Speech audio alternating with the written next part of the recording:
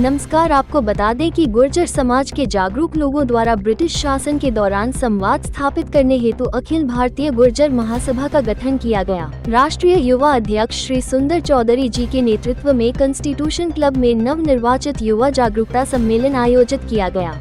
कार्यक्रम में मुख्य अतिथि के रूप में डॉक्टर अलका गुर्जर, राष्ट्रीय मंत्री एवं सह प्रभारी दिल्ली भाजपा उपस्थित रहीं। उन्होंने अपने संबोधन में गुर्जर महासभा के कार्यों की सराहना करते हुए युवाओं से आह्वान किया कि यह हमारी मातृ संस्था है और हमें संगठित होकर इसके नेतृत्व में अपने अधिकारों के प्रति सजग रहना चाहिए। आगे कार्यक्रम में अनेक गणमान्य व्यक्तियों ने अपने विचार व्यक्त किए। कार्यक्रम का समापन करते हुए संरक्षक डॉक्टर यशवीर सिंह एवं राष्ट्रीय अध्यक्ष श्री हरीश चंद्र भाटी जी ने युवाओं में राष्ट्र एवं समाज की प्रगति की अपार संभावनाएं व्यक्त करते हुए कहा कि संगठन सदैव युवाओं के साथ खड़ा रहेगा। यदि महासभा संगठित होकर कार्य करती है तो समाज एवं राष्ट्र के उत्थान का सपना अवश्य साकार होगा। साथ ही कार्यक्रम में भारी संख्या में उपस्थित जन समूह की भागीदारी उत्साहवर्धक रही। सभी व्यवस्थाएं सुचारू, सुंदर एवं उद्देश्य के अनुरूप रही। नारा है अम्बेडकर के जो 3 शब्द हैं, शिक्षित हो, संगठित हो और संघर्ष करो।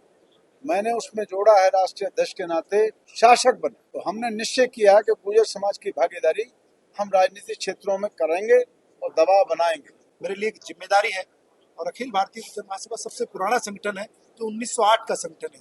उसके युवाओं की राष्ट्रीय अध्यक्ष की जिम्मेदारी जो मेरे को आदरणीय अध्यक्ष जी ने और माननीय संरक्षक जी ने दी है, मैं उसे पूरी करने के लिए जहाँ मुझे पसीने की पड़ी वहाँ मेरा खून बहाने का काम करूंगा।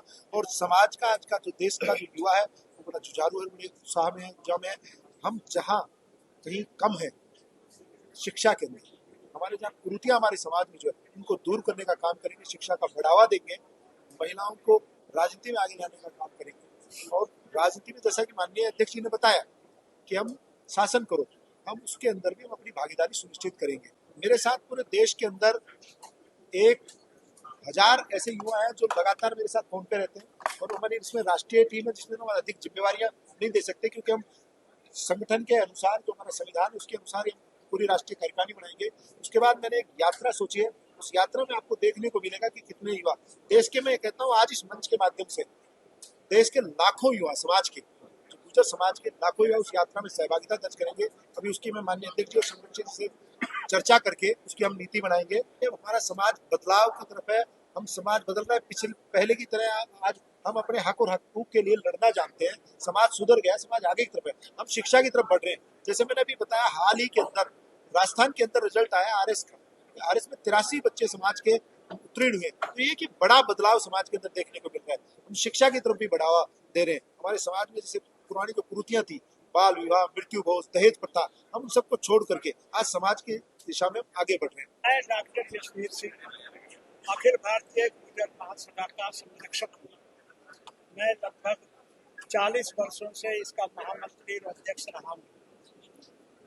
आज जो युवा लोगों ने संकल्प लिया है, हमारा संकल्प पत्र है, इसकी कॉपी एक लेकर जाइए। ये हमारी योजना है, हमारा मैनिफेस्टो है, गुर्जर समाज क्या करेगा। लेकिन आज हमारे अध्यक्ष जी ने एक और घोषणा की है कि हम अपने महापुरुषों को, सरदार पटेल जी हो, पथिक जी हो और दूसरे हो, हर साल हम उनकी जयंती मनाते हैं। इस साल सरदार पटेल जी की जयंती 31 अक्टूबर को दिल्ली में बड़े पैमाने पर मनाई जाए। जो पिछड़े वर्गों में केवल कुछ जातियों को ही उसमें लाभ मिल रहा है। भारत सरकार ने एक कमीशन बैठाया था जस्टिस रोहिणी के अंडर में। उस जस्टिस रोहिणी कमीशन की रिपोर्ट अभी भी पार्लियामेंट तक नहीं पहुंचाई गई है।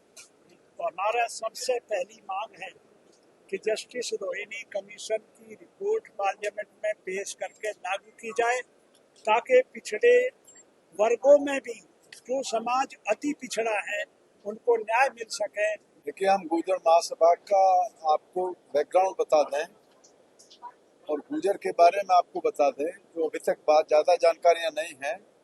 गुर्जर समाज जो आज जाति के रूप में है, ये एक संप्रदाय है। इसमें हिंदू, मुस्लिम, सिख, ईसाई, ये सारे जितने मजहब हैं सब इसमें समायोजित हैं। और ये एक कल्चर है, एक संस्कृति है भारत की।